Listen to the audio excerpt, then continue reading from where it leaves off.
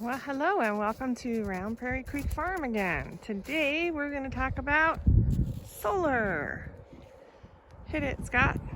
Well, so it all began 5 years ago with a Craigslist whim, and I bought these panels, an Outback charge controller, and an Outback inverter for $750 just on the hope to provide backup power for our house. So it started here, and we have friends that have really fancy solar stuff. We don't. I've just been doing Facebook, Craigslist and eBay. So we'll switch you over to the next solar system that we've added to this one. So our next solar install was this. It didn't come with these panels. It had 24 panels that were degraded, and this was an incredible blessing of a deal. So we have a family member selling a home. The solar panels on this system weren't working, and somehow it didn't pass house inspection, so I had the opportunity to come get the solar system, remove everything for the house to close. So I really love the racking. I'm not sure the exact brand, but it came also with Outback charge controllers and a battery bank that we'll touch on. So I've replaced 170 watt panels with 345 watt panels, and my goal this year is to put another 12 up here. So originally this didn't come with these panels. We found them on eBay I got 30 panels for $3,000, and that was shipped to our place. So I replaced the broken panels with 12 panels. I still have 18 more panels to put up. So that's my goal this year, to try to integrate at least another 12 panels here and maybe replace my old panels with the other remaining 8 panels. So we'll go inside and we'll show the inverter system that came with this and the battery bank.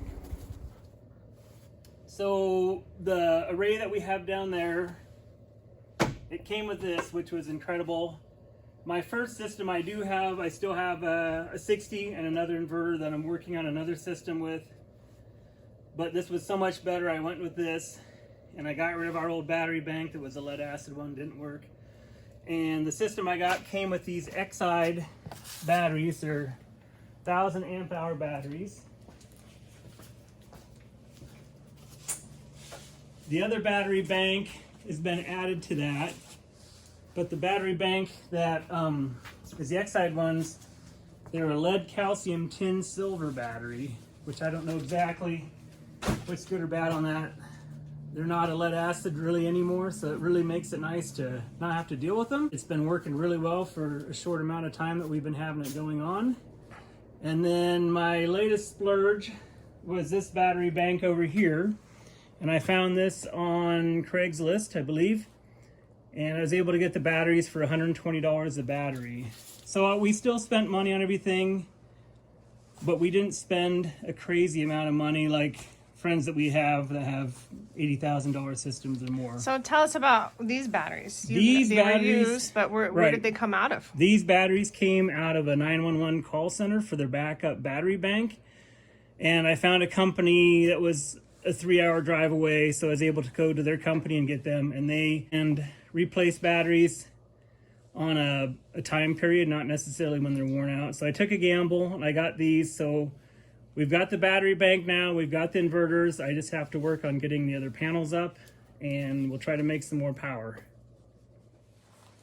So here's our latest project here, and this, I just do construction work, and this was a home that was being sold. The backup generator wouldn't work, so they just replaced the generator, and I asked the homeowner if I could take the old one that didn't work, and they said sure, take it. And I think I might be in luck, because after doing some checks on it, I think it's totally fine, and it just was low on oil, so the low oil sending unit wasn't letting it start. So I think here is an opportunity where I just had to be in the right place at the right time. Go.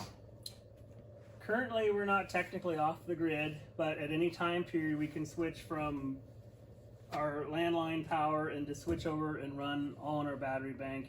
But currently, our home, still we have the well, the hot water heater, the ovens and the stove are the only thing that's not powered by this. Everything else is powered. So our goal is to create more energy with our solar panels that we need to put up and hooking them up to our battery bank to create enough power to at least run our well as our next goal. And it's pretty simple to run back and forth. And with the Outbacks, you can just double check on the power. It's not really making much on this overcast day. And it's hardly bringing in any power. So we don't run our whole house on this all the time. We do have generator that runs off propane when the sun's not out. We have wood stoves for heating our house.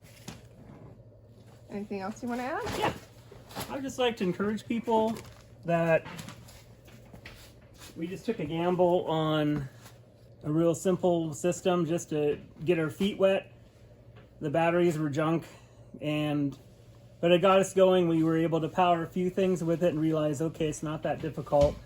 And then just by being diligent and looking for different deals on the internet and doing your research and making sure you're not getting junk but getting something pretty good goes a long way. And doing the system, on the mount outside, I did all the concrete work on it and mounted everything and ran all the wire and all the conduit, and then had a licensed electrician come and double check that I didn't do anything wrong, and then had the licensed electrician hook it up to our house so it was done properly and done to code, which I would recommend.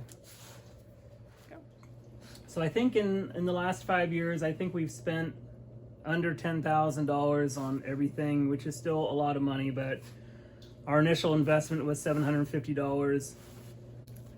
So I just wanted to encourage people that you don't have to spend a tremendous amount of money. A lot of it was talking my construction buddies into going with me for a day or two to out of state to disassemble systems and bring them back. And I've hired an electrician to double check to make sure I haven't done anything wrong and to hook it up properly to our house.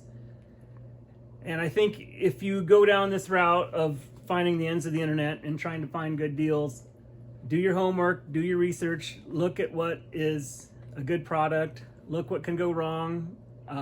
I did have a bad charge controller, which I was able to send back to Outback, and they serviced it and fixed it and sent it back to me.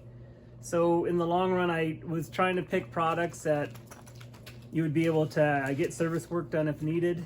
And if you can, try to find a good electrician that specializes in solar and see if they'll work with you on helping get stuff hooked up if you're unsure on how to go about doing it yourself.